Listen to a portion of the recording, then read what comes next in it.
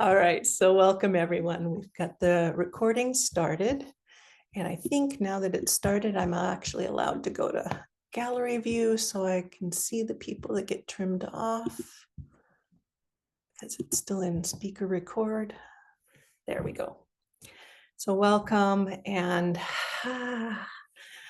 I've enjoyed this. I was so glad that July had 5 Thursdays so that we would have one more session to play together. And we can start again with that basic tools of feeling that there's earth below us. There's some sort of surface that we're sitting on or leaning against or have our feet touching. And we can just be aware of that kind of sense there's support. And then we can also just kind of notice, maybe tactily, we're in a body. Or we can run your hands down arms or legs or the sides, even over the head. Oh, that one's nice for me today. Ooh. So yeah, just remembering we're in a body. And this tactile awareness for me also begins the theme we're going to be looking at today. Well, what can I let loose? What can I let go? A little bit of that constriction in my breathing, noticing I'm breathing. Letting that breath just naturally fill the body. Naturally go in all directions, not stopping it from being to the front, the heart space, back, sides, above, below. That the sense of breath and breathing coming into the body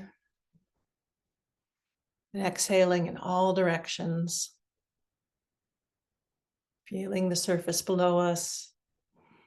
Softening any parts that don't need to be held right now. Maybe the belly, backs of the legs, shoulders, letting the tongue hang loose, jaw, pelvic floor, let it just rest, diaphragm, throat. And letting the breath just come in and go out.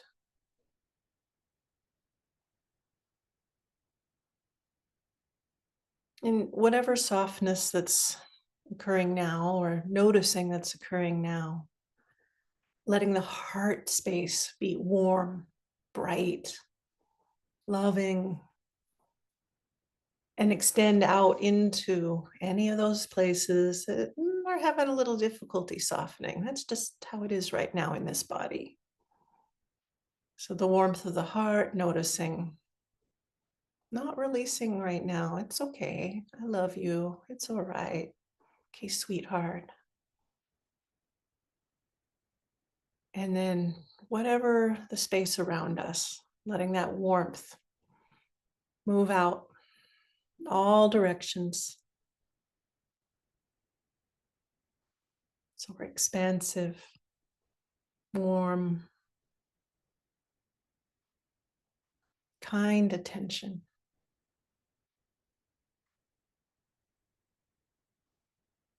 And seeing if this has any effect on how you are right now versus how you showed up.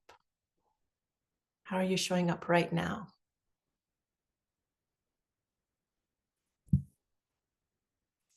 Does anyone have a sense that this shifts or opens or tightens or whatever it does, anything that's happening for you based on just there is a body. Letting it soften, aware that there's support, space, and warmth.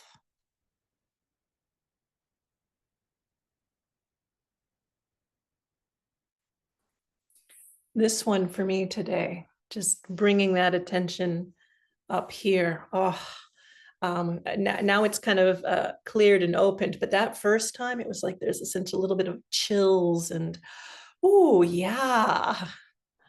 If my body says, oh yeah, then it's like, oh, there was something I could let go of there. I'm getting some head nods and also just a sense of relaxation from what I can see. Settling, I see in the chat. Yeah, settling. Very much. Oh, I'm actually going to add that word. I've got a whiteboard next to me. I love whiteboards. Settling.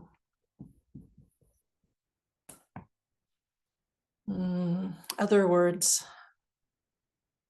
I think I'm going to add grounding. And these are whatever the word means to you. Whatever the word means to you.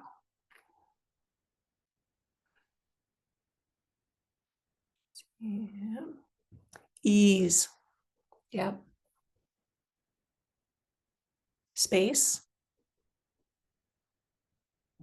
Quieting. Yeah, that's a good one. Quieting. All of these are good.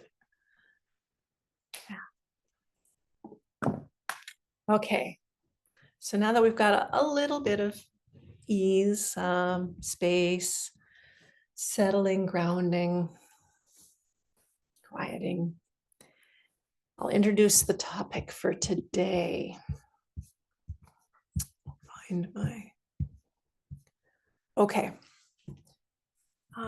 Allowing, well, comforting and allowing, those are both. Yeah, allowing, comforting.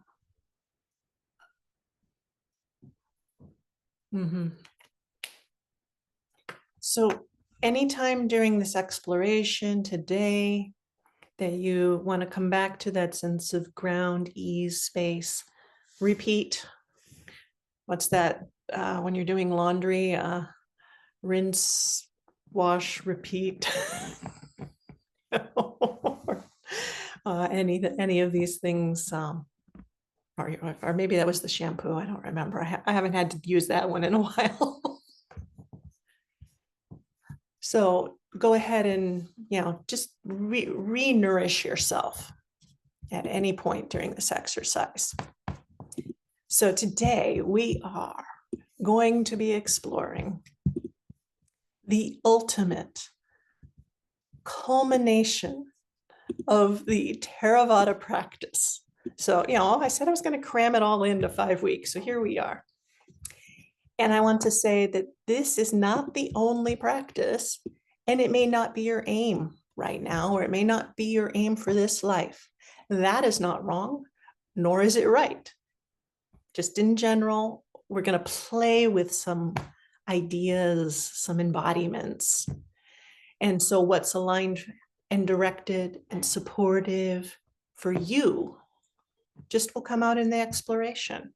So don't think, oh, I got to get this ultimate culmination of the practice in this hour. If you do, great.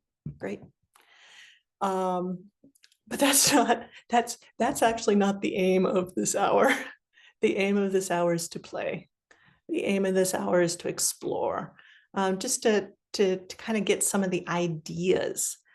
You can ask yourself these questions before, during, after. What works for me? What might it be good to play with further on my own or with others?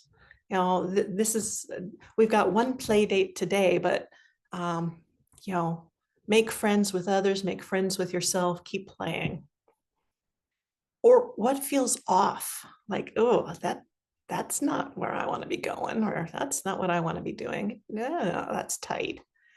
So notice what's a useful tool and what is not for you. Okay.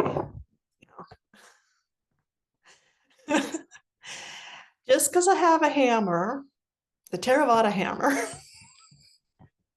doesn't mean everything's a nail. maybe more applicable for this topic today is the pliers, but not everything should be pried apart right now. So please go at the pace that is good for you and play. See what's good for you for now.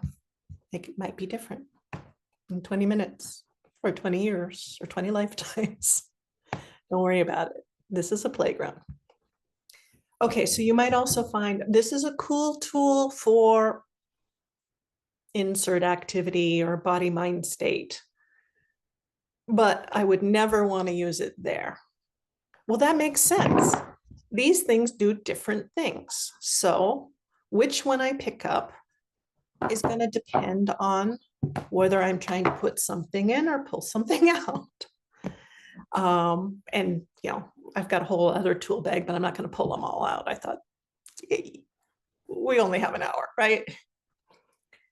So in this exploration, that's kind of what we're aiming for. Oh, this is interesting. Well, gosh, that's really uncomfortable. Or, wow, that brings ease. Just noticing, or I don't know what I'm feeling. Maybe I need to play with that some more, or maybe not right now. So please, you design. I think in some group I was talking about, as a kid, there was this one daycare that we occasionally were forced to go to because mom had nowhere else to drop us. And we hated it. They had this wonderful playground, but you weren't allowed to use a lot of the equipment because they thought it was too dangerous. They had a jungle gym, but you were only allowed to go up 2 rungs.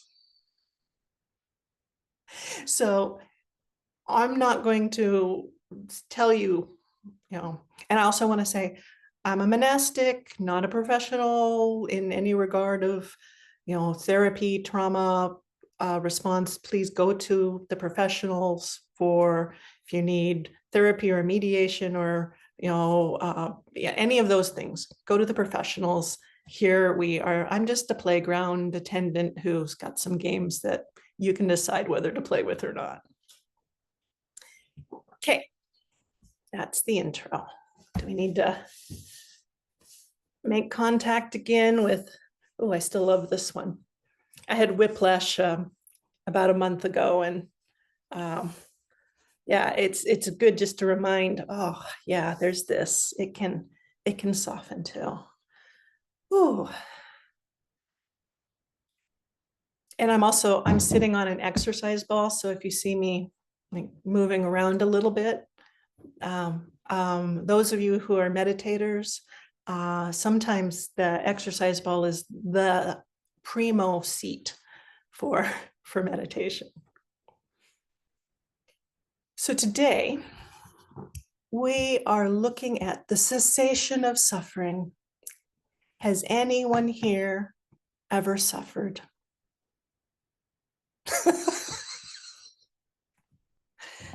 I'm on an exercise ball, or maybe I'd try to raise my feet too. And I want to make sure that my volume is up, so in case somebody does speak, yeah, and feel free to interject. So I'm in a group that at some point in your existence, you've experienced something you would call suffering. Have you ever seen another person or being suffer? Yeah. Do you notice, was there a difference when you were thinking about, have I ever suffered, or have I seen someone else suffer? Yeah. Different people, different personalities might have a different sense of it, but I noticed more constriction immediately when I said, have you seen someone else suffer? It's like, oh, no. And that's kind of going on a lot because the planet's populated with beings with experiences. And whether that's the squirrel looking for food, I use squirrels a lot because they're right here, or your neighbor, or the artist who's donated the artwork that I've been using throughout this. I got an email from him, and he's having trouble He offered this on Donna, and he's having trouble paying for the insurance and health cost right now in Indonesia. So, I get these touches in my life, and I know that everyone here does, of the suffering that's out there, big and small.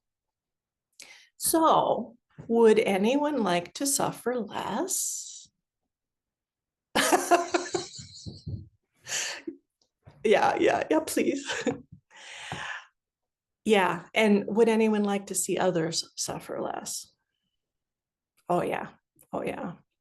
So yeah, multiple hands with spread fingers to, if we could be the Avalokiteshvara with the multi arms, I think we would raise all of the hands for that one.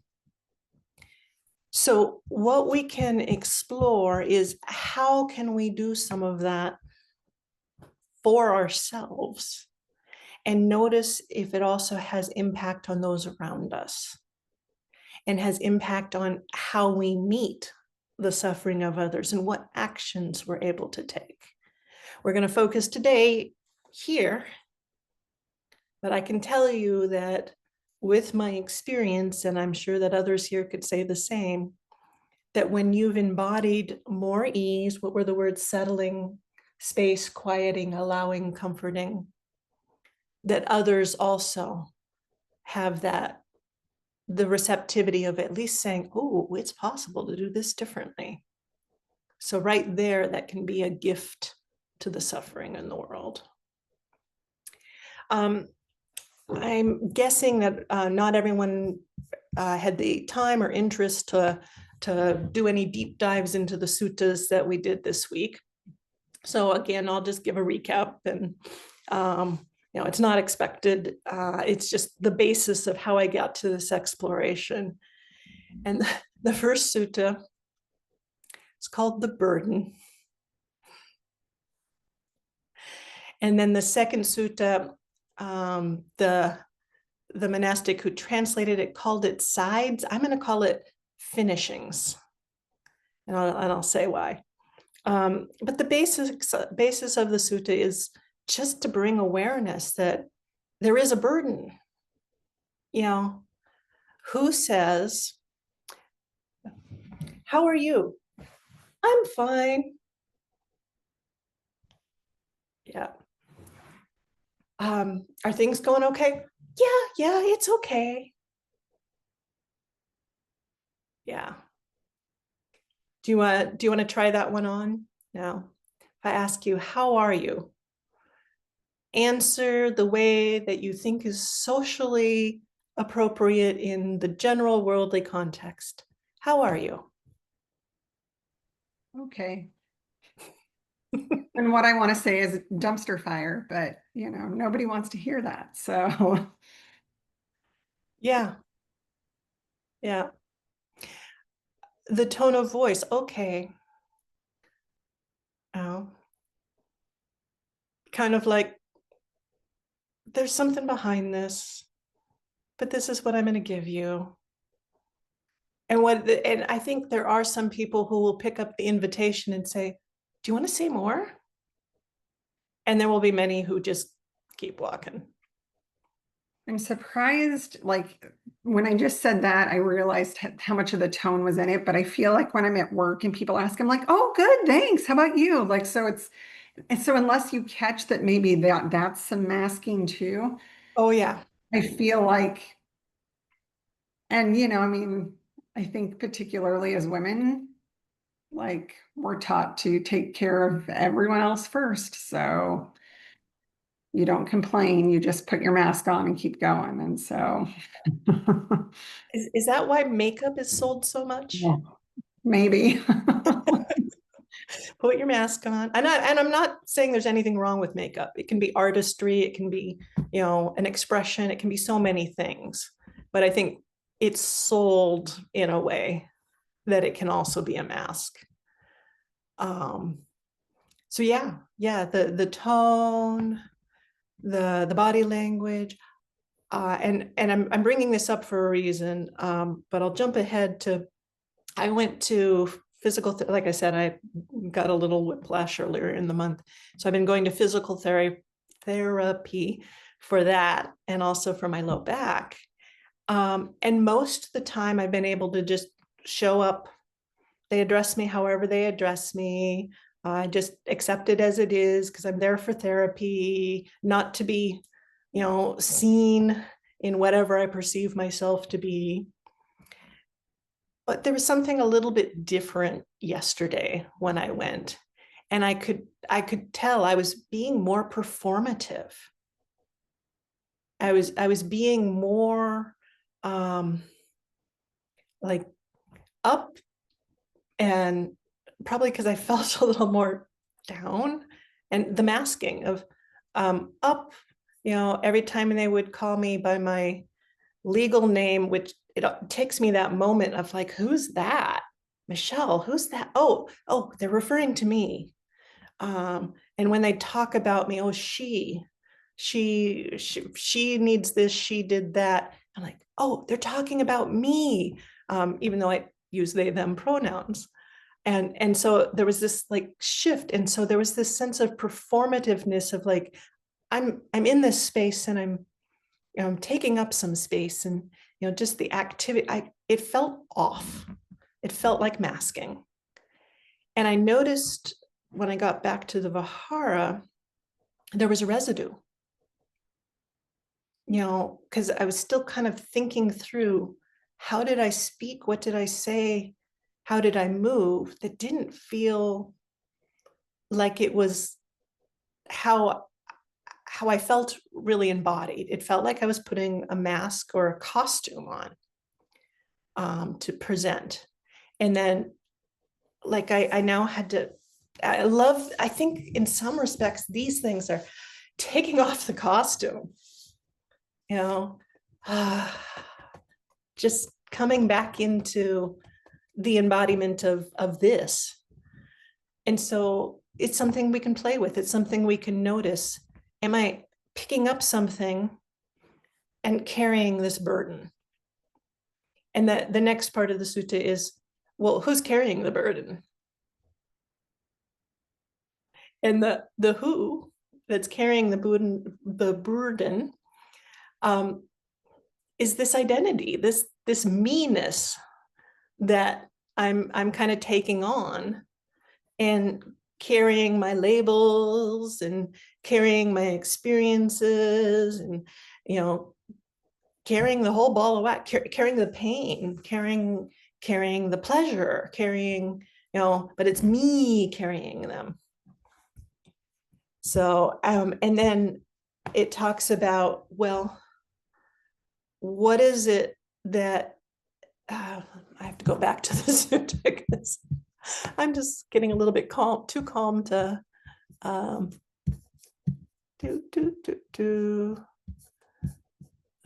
too far in my notes. There we go.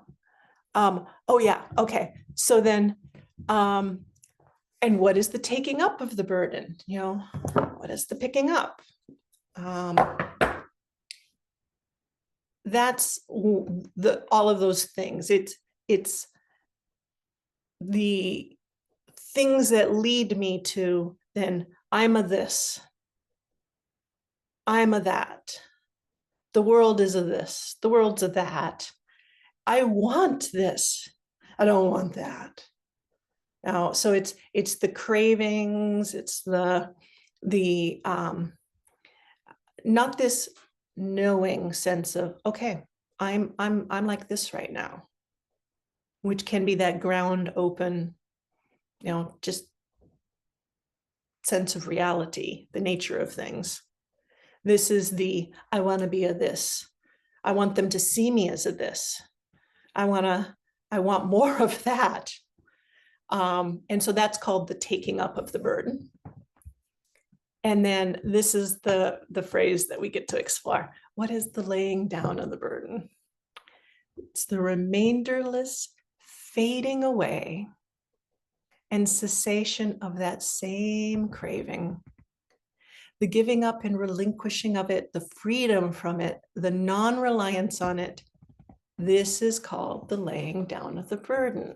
So those are the embodiment states I'd like us to explore. This fading away, cessation of craving, giving up, relinquishing, freedom, and non-reliance. That's one translation of the words we'll look at. And then the second sutta that I call the finishings is saying, okay, so you got this, he calls it substantial reality. The word in Pali or Sanskrit could also be translated as my individual identity, my personal existence, even my embodiment. It's the my-ness of it, this existence. So and I'm not saying that you have to give that up now or ever. That may be, there might be something in the nourishing of that that's really, really important for your direction. So, but today we're exploring what if I let some of that fade? What if I don't take it so seriously? What if I put some of that down? Does that feel better? Or does that feel off? Not a right, wrong answer. Just what is it you feel? So that's what we'll look at. So substantial reality, individual identity. And what this is can we finish personalitying? Can I make that a gerund? Personalitying, the process of personalitying. There's a story about a renowned enlightened master who would quietly just be sitting at a stilt kind of cabin, one room, and he would sit underneath it in the shade, and he would just be quietly, very peacefully abiding. And someone would come up to ask him a question or offer something, or have a conversation, and he would just take on the personality. Just take it up, because it's important for relationality. It's important, but it's a tool that you can pick up and put down. And he was a master at this, and people just marveled. It's almost like they'd want to sneak up and see what he looked like, and then how he just embodied what was appropriate for that interaction, and then came back to a state of rest and calm. And when, I'm not that enlightened being, but when I can get that taste of that complete just resting, spacious freedom, not thinking, not because I'm all fuzzy, but because it's just clear, I find that I'm so renewed, and so fresh, that when I pick up and put it on, it doesn't feel like an armor that's constricting me. It feels more like I've picked the right, outfit for this dance. You kind of wear something different if you're going to do the cha-cha than if you're going to do the Viennese waltz. And that's what it is. It's picking up the right thing at the right moment. But we can only do that if we know how to put it down.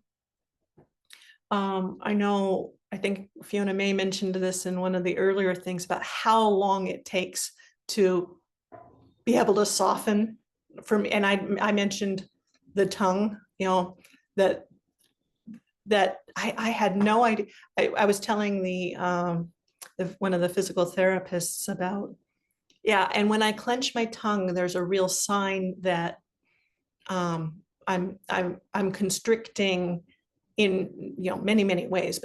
And he says, I've never heard someone talk about clenching their tongue. Anyone else do that? Yeah, people talk about the jaw a lot, but the tongue, it's magic. When you can learn to just let the tongue soften and hang loose in the mouth, freedom right there. And that's like a taste of what we can be doing. It took me several months to even keep awareness or have awareness of the constriction and the depth and contortions of the constriction. It took a good year for me to not habitually tighten the tongue. And I'm not saying I never do it now. It still happens, but my base state for the tongue, another one was the pelvic floor. Before that, I'd already explored the belly. Bellies are big. Well, bellies should be big. we tighten them and try and make them small. So yeah, it can take a long time to even, there was a spot in my low back. It took quite some time to even know I had that space. It's like body scan, down, down, down, down, nothing there, down, down, down. So this is like an exploration. So maybe let's try that. Let's try that body scan. If you want, you can just take again a posture where you're feeling that there is support below you, some spaciousness around you.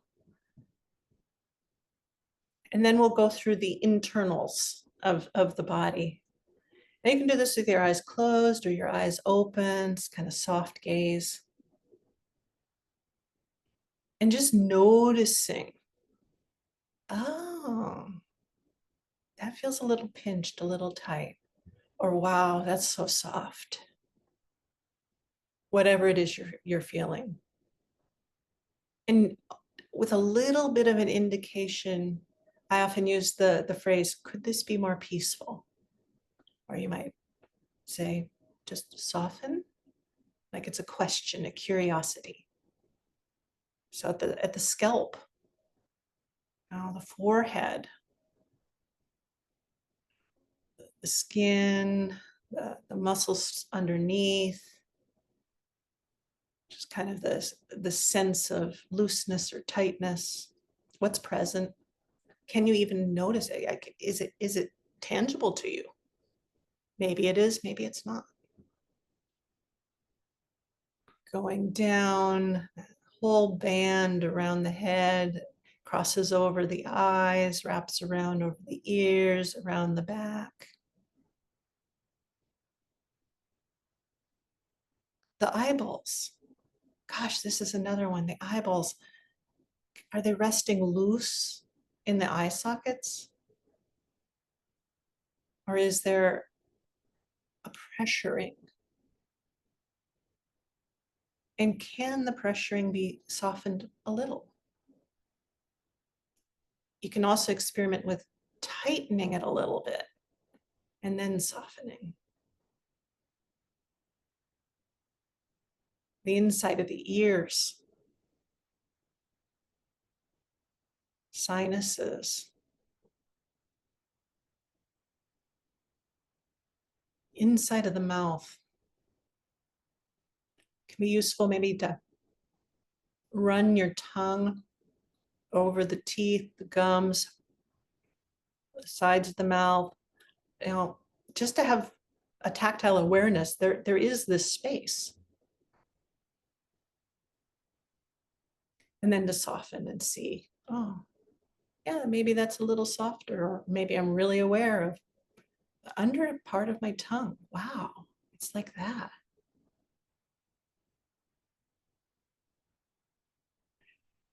We can do this with all the body parts, and I'm giving some detail here, but I'll go a little faster. The hinges of the jaw, sometimes moving it a little bit gives you the awareness, and then stopping the movement just in a resting way. The throat, the back of the neck, shoulders, under the shoulders, the underarms, tops of the arms, down to the elbow, down to the wrist and the hands. The whole arm from the fingertips up to the the shoulders meet the neck all at once. And then running down the torso, the rib cage, all the stuff inside, spine, that belly. How soft is it right now? The pelvic bowl, everything inside the bowl itself, the things that hold the bowl up.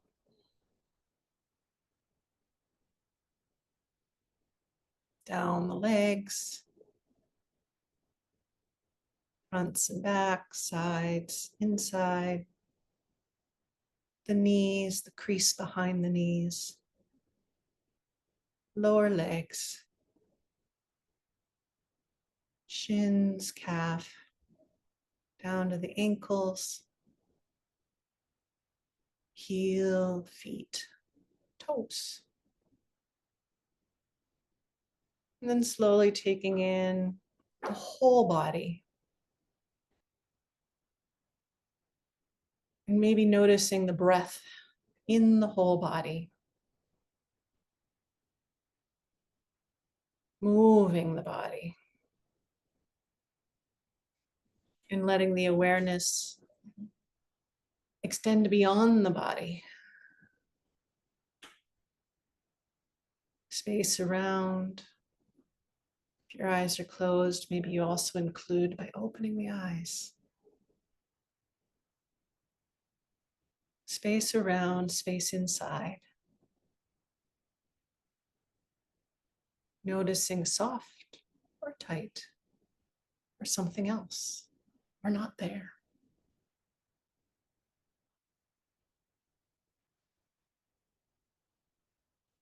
So the first word in our list was fading, fading away. The Pali's virago. This exercise of the body scan, did you notice anything fading? And if so, what? If you're willing to share that.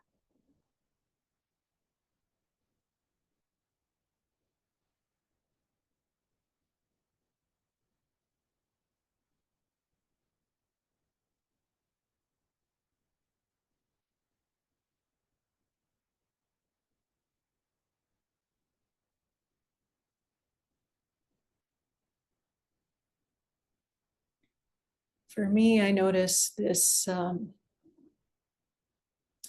these points where, like, maybe the shoulders began to fade.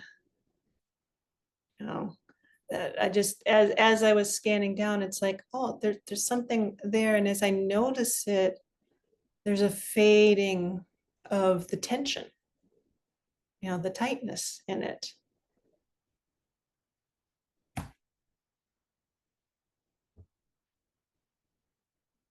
Yep.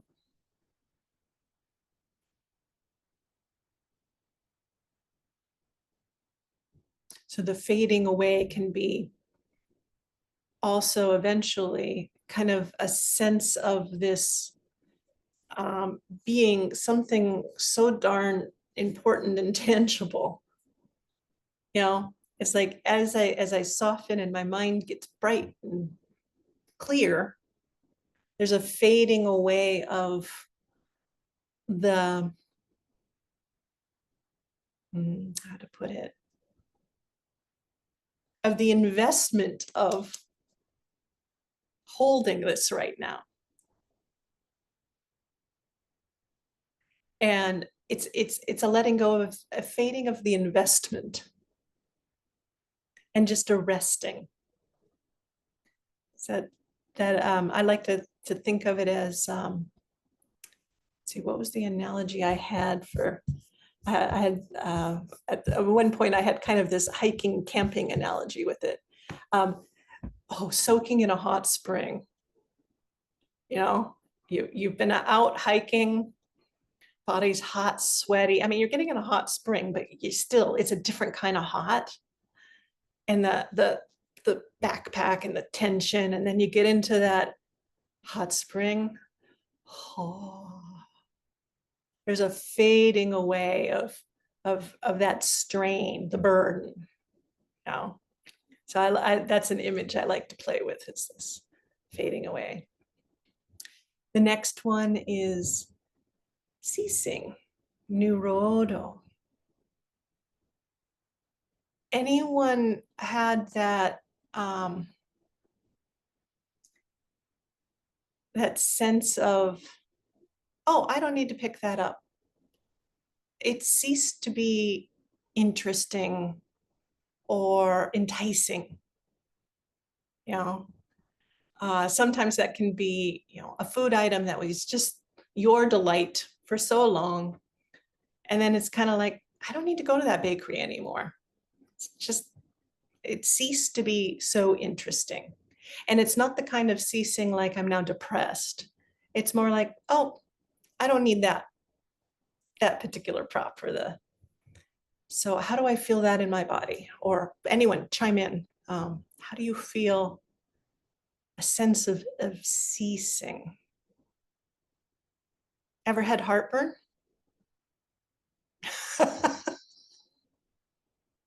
And maybe you take a medicine that's soothing, or maybe just a lot of water or time. The ceasing of the heartburn. Do you want to like go pick it up again? Not usually, not usually. So we experience these things, this ceasing. Oh, I don't need to pick that up again. Next is this giving up, giving away. Letting, I'm just going to go through them quickly. The letting loose, releasing, freeing, and then without further attachment, not grabbing on again. So I've played with these in a lot of different, one of my favorites is actually lying down. I mean, it's like the laying in a hammock kind of thing. But if you want from your seated position, or if you want to stand or lie down, it's up to you. Now, so you can kind of do this, you know, I've got the body scan, this, I'm aware of it. Now, is there anything that I can just let fade? It's kind of like, you know, in yoga, I've heard of that imagery of the water, or qigong, the water flowing down and just flowing away. So it could be fading, or it could be like flowing. You know? So fading away, fading. Ceasing. This one can be really simple. You can experiment with doing a contraction in the belly. I'm not going to suggest heartburn for this. That takes longer. But you can tighten up in the belly. Cease holding it. Or I think Paul Linden would say, you do something else. You do the softening. You do plopping. You do, you know, letting loose. So that's that letting go part, letting go. And sometimes I'll encourage myself by letting go. And this is not a defeatist letting. Defeatist letting go would look like maybe this, you know, this kind of slumped. And can you visually see the difference between, and I really feel the ground beneath me. This one's really, really valuable. You're having a conversation.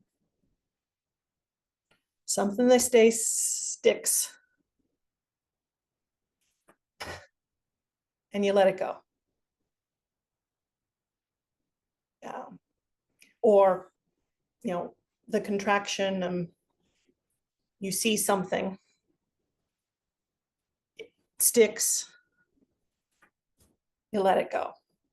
And you let it go into this really grounded, solid, stable ability, not defeated.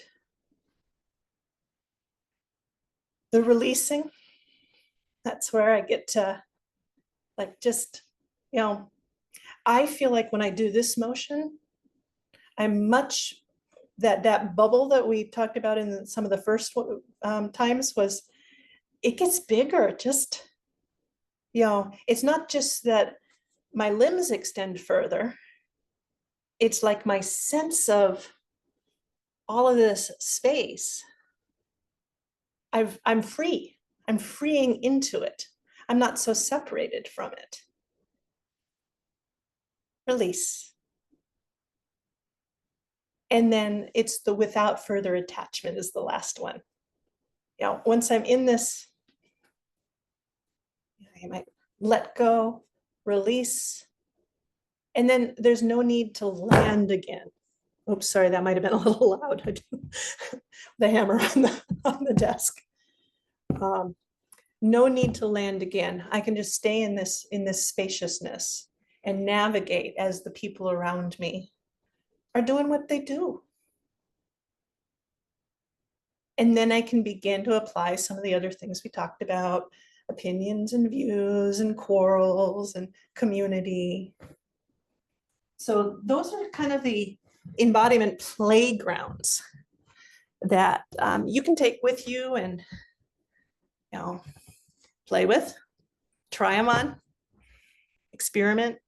I'm curious if you want to speak about it on the recording, you're welcome to.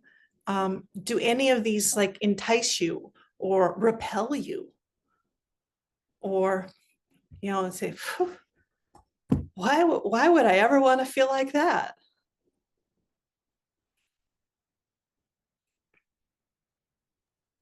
It's amazing how quickly the patterns reassert, though. Oh, yeah. Because I never really noticed how much I tend to apparently, it might be because I wear glasses. I don't know. A lot of people wear glasses. I think Fiona May might be the only one who doesn't in this group, or she might too. But I think when you wear glasses, at least I do, I think I maybe have a little bit of holding near the ears. And so I think it kind of tightens the scalp. And so I don't notice it until I let go. And then, but it reasserts so fast and I don't notice it. And, Yeah. and I feel like so many of my patterns are that way, that like they reassert without you really knowing, because that's like when I teach Tai Chi, I always say, we're learning to move the body in a new way. And to build those pathways in the brain takes a long time. So knowing that your body is just going to keep doing what it's easy, because that's what, you've been walking right, left, right, left, right, left your entire life. So now we're doing something different. Your body is going to try to help you out. Yep. Do what's easy and do what you know how to do already. So like trying to build those pathways in the brain takes time and so much energy. Yes. It's true. It's true that this is not a once and done type of practice. Well, like I said, just softening the tongue took a good year before my habit was changed. And some other things have taken longer. And then as I get into the practice of releasing, letting go, softening, sometimes I can then take up another thing and realize, oh, it applies here too. I could do that. But the repetitive, like, yeah, me picking up how big I needed to be and take up space yesterday in physical therapy. And then I'm like, well, why didn't I do that? And then I can look at it and, kind of assess where'd that come from. Oh, yeah. You've heard this one before. I'm a conditioned being, of course. Of course. And the people around me, they're conditioned beings too. So of course. A big part of it is not taking it so seriously. So I had a teacher who would say to themselves, oh, there I go again. Just an acknowledgement, of course. Soften again. So yeah, this if this practice were just totally easy and we got people to try it once and they're like, oh wow, this embodiment is so much nicer, the world would have already changed. And so it does. It takes some commitment. Mhm. Others, any of these like phrases or body movements or practices particularly repellent or lovely for you?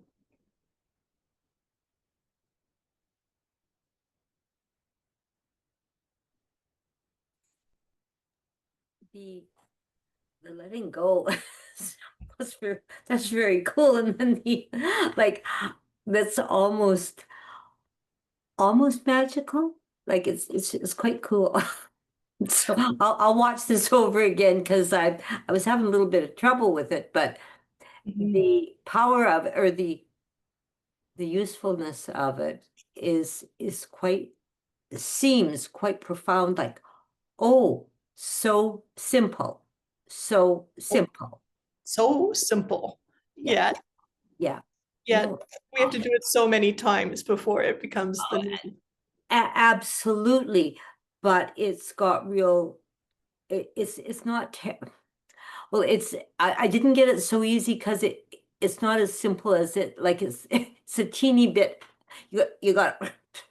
but um, so useful. So for me, so worth trying to get a good grasp on that, because it's pretty powerful to free yourself from the focus of the world, to free yourself to be how you need to be.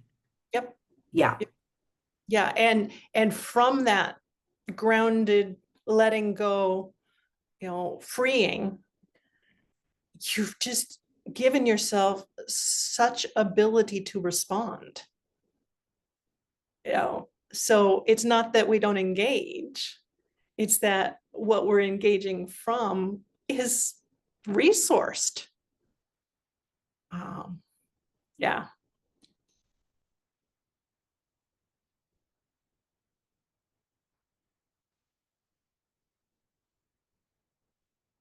Anne or Lisa or Fiona May or anyone, just an invitation, not a. I really appreciated the reminder today to get the arms involved. Yeah. It's so easy to forget, especially those of us who spend a lot of time in front of a device. We tend to contract and constrict, and there's not a lot of opening Yeah. outward physically going on. So I really appreciated the reminder today, and enjoying the sense of expansiveness. Oh, thank you. Thank you. I just, if I were still back in designing things, um, maybe it's time we develop a keyboard that we can.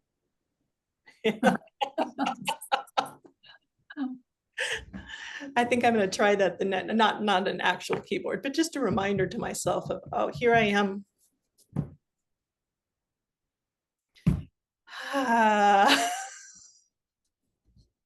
Thank you. Yeah, that focus on the arms, and then everything that, when I'm aware of opening the arms, it's like, oh, it does this here too. Oh, yep. Yeah. We're drawing to near the end of this series. So any wrap ups or things you're going to take into your own playgrounds from any of the classes that you saw or are curious about?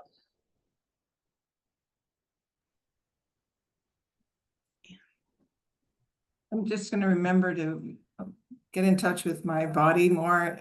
I've been trying to, with these workers in my house, just thinking kind thoughts about them, or that they have their conditioning like I do, and trying to be verbally more understanding, but my body is like, yeah, right. So I'm Yeah. probably giving mixed signals, so. Well, that is totally what the value of like the doing the body scan things. It's we are full of mixed signals. And then we can slowly start to investigate of where did that signal come from, and can I let it go? And shake it off. Yeah. That's great. Thank you so much. All right. So in this last minute here, we're still on the recording, but kind of come back. It's like, here we are, got a body. It's like this. And is there a way that I can assist it right now? Either with just some awareness. Oh, mixed messages going on. Yeah, of course. Or, oh, Clint, habit. Yeah.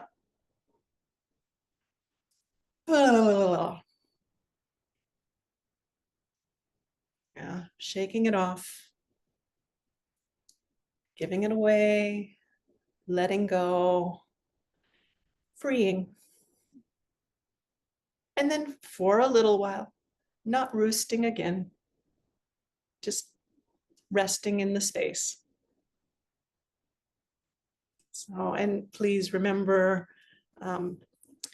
you can go back to these first aid techniques or sometimes we need to like give ourselves a little bit of a binding to like come back. Yeah, come back here. And then afterwards, so know which tool can I try right now that's gonna be supportive. And I've really enjoyed playing with this and hope other playgrounds.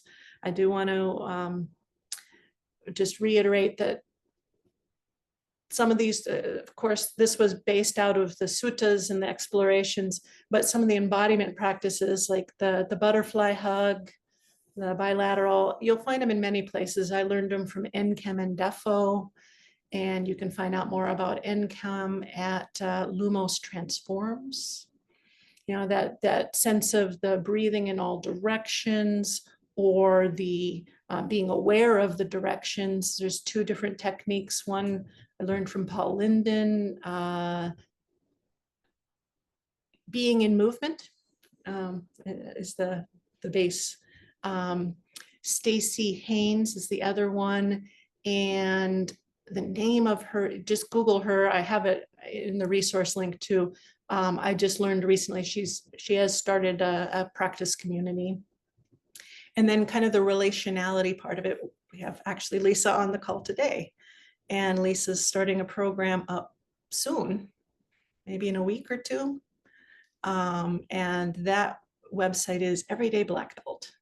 So this was a 1 month playground, but there are people who are providing spaces for longer term that you can keep doing this kind of exploration. And I'll stop the recording and we can continue talking if you wish. Oh, yeah, I didn't see all of the chat things. Love a body scan, simple but not easy. I feel the chaos of the people around me is far away. I don't feel their chaos. Oh, that's wonderful. Yeah. Fading away of paying so much attention to the world around me. And I'm getting sleepy. Yeah. Like the meanness is also from masking. Yeah. Oh gosh, such richness in the chat. Thank you for sharing. Okay. So goodbye, recording land.